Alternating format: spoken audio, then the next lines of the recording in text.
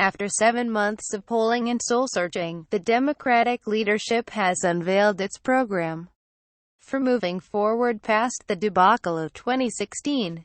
In a New York Times op-ed on the 24th of July, the Senate Minority Leader, Chuck Schumer of New York, placed the blame for Hillary Clinton's loss in the Electoral College on the Democrats. They had been too timid and vague in articulating a vision for the country. But that, he promised, was changing.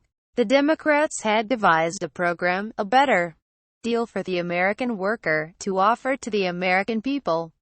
That deal had 3 legs: better pay, lower expenses, and investments in programs that would give workers tools to compete in the 21st century economy.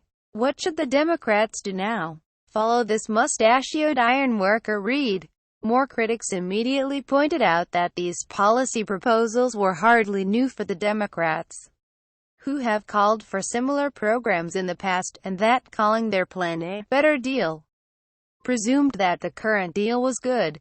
And therein lies the rub. The rise of Donald Trump on the right and Bernie Sanders on the left signaled that Americans hate the current deal.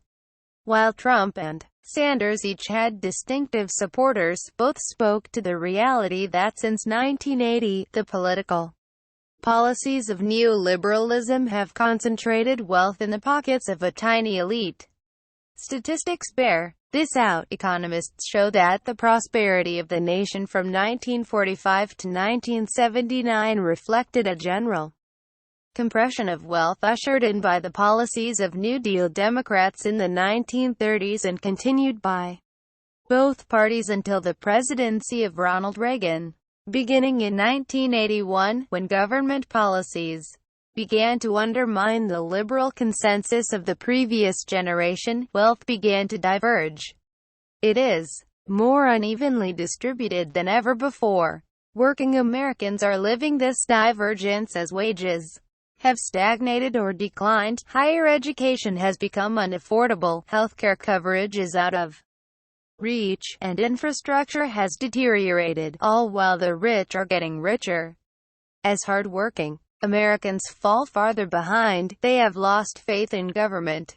Today's better deal acknowledges the grassroots anger that Trump and Sanders tapped, but tries to pick up Sanders' supporters, as well as, perhaps, wooing some of the 74% of Trump voters who are unhappy with their economic positions, and fold them into the existing Democratic coalition of different groups interested in specific policies.